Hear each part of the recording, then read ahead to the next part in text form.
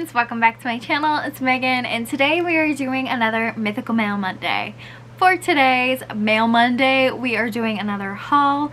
I don't have any like actual mail or unboxings to do, so that's why we're doing a haul 2 weeks in a row, and this haul is for all the books I accumulated from January 1st to today, which is February 3rd. I did receive a couple yesterday, but I'm just lumping them into January because it's close enough, right?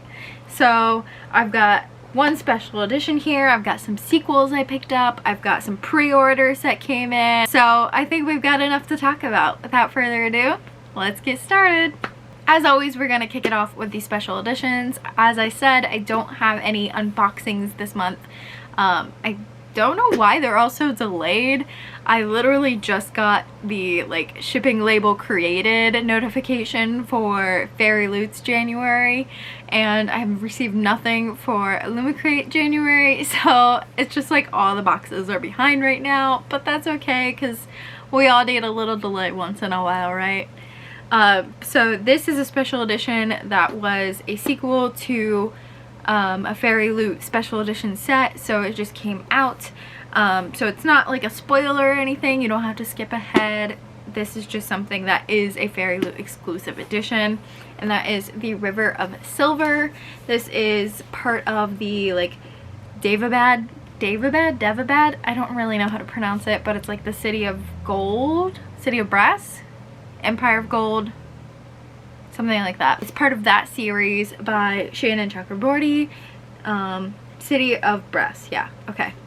And this is the like short story companion novel, I believe, so it's like a collection of short stories from that world, and of course because it matched the series I had to get it, and this is the River of Silver. Next, some of my pre-orders for January came in. First up was one I was very excited for. That is The House in the Cerulean Sea, Barnes & Noble exclusive edition, and the way you can tell it's that is because of these sprayed edges. Oh my goodness, are they not just absolutely stunning, and how they kind of like match the cover to the edge? I love that. I did want this in a paperback, so it ended up working out perfectly, and I really enjoyed House in the Cerulean Sea. It was one of my favorite books of 2022, 2021, I don't remember what year. It was one of my favorite books, and I'm just happy to have it now so that I can own one of my favorite books, because I would always be like, here's the House in the Cerulean Sea, instead of being, here's the House in the Cerulean Sea. So happy to have this one, and by owning, or like by hauling this, I'm not adding to my physical TBR because I've already read it. Go Megan. The next pre-order, I don't know actually if this was January or February pre-ordered for. It arrived today. So it arrived February 3rd, so I think it was for January 31st, like the release date. And that is The Davenports. This is a like historical fiction about what it was like for black families in the early 1900s. So I'm super intrigued by this one and looking forward to it. I think it will be a really nice read for Black History Month, and yeah. And my final set of pre-orders, I don't know if this actually counts as a pre-order, I don't know when these released, but they took several weeks to get to me, so that's why I like count it in my head as a pre-order, because they didn't come immediately.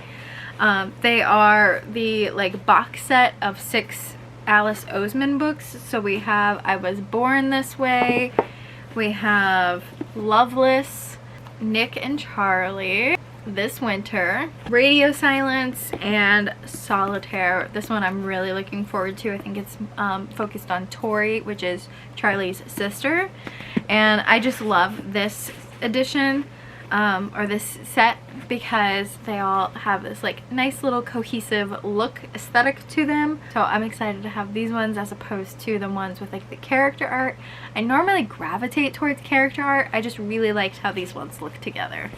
Next are some sequels I purchased. First we have Quest for the Hidden City. I guess you could consider this more of a prequel.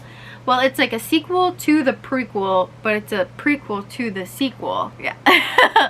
So it's a sequel to Convergence, which is a prequel to the High Republic arc. Because it's a sequel to Convergence, which is a prequel, it's also a prequel to the High Republic arc. I feel like that one meme where the woman's like this and it's all the equations, you know what I'm talking about? Next we have The Witch Hunt, which is by Sasha Payton Smith. This is the sequel to The Witch Haven, which was a fun little read about this girl who discovers she has magic, and when she attends the school for witches, she learns some things that she's not quite vibing with, and so she gangs up with a boy who the witches are like, whoa, no way, no boys, and they kind of like gang up together, so I'm interested to see where it goes in The Witch Hunt. Next I grabbed These Twisted Bonds by Lexi Ryan.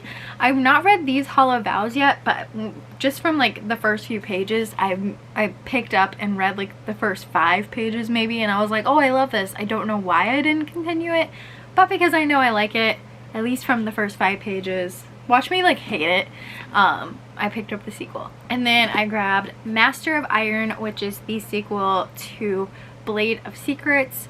I've also not read Blade of Secrets, but I've read every other Trisha Levenseller book out and I love them all. So of course I had to get more Trisha Levenseller. Next I went to a local, like, not thrift store, but like outlet store. And I found these two for less than $4, so I had to grab them.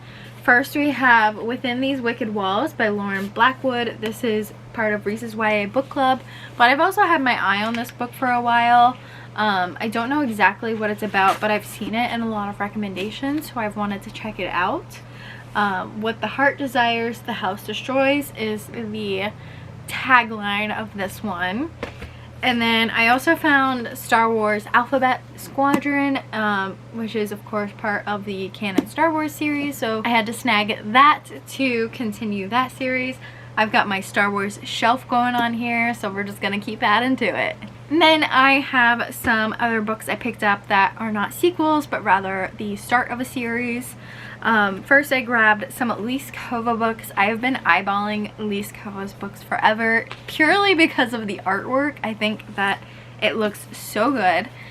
So first we have A Trial of Sorcerers, and then the sequel to A Trial of Sorcerers, A Hunt of Shadows. So I bought these two, and then I did pre-order the 3rd book of this series. So I'm looking forward to digging into some Elise Kova and seeing if I like their work. And then I picked up The Bone Spindle, which is pitched as Sleeping Beauty crossed over with Indiana Jones, which just sounds so fun. So I definitely had to grab this one, especially since the sequel is coming out soon. It's The Sleep of Death Broken with a Single Kiss. So I'm looking forward to this little fairy tale adventure retelling. And finally was a gift from Anthony. I picked up the Attack on Titan Volume 8. So I just need Volume 7 and Volume 9 to complete 1 through 10. I've watched the anime, I know I love it, but I do want to read the manga as well. So once I get the first 10, I'll kind of binge those 10 and then work on 11 through 20, so on and so forth. But I'm excited to have another one to the 1 through 10 collection. So those are all the books that I hauled in January. Let me know down below what you guys have received or hauled in January, or what books you're looking forward to receiving from a pre-order, and I'll see you in my next video. Bye friends!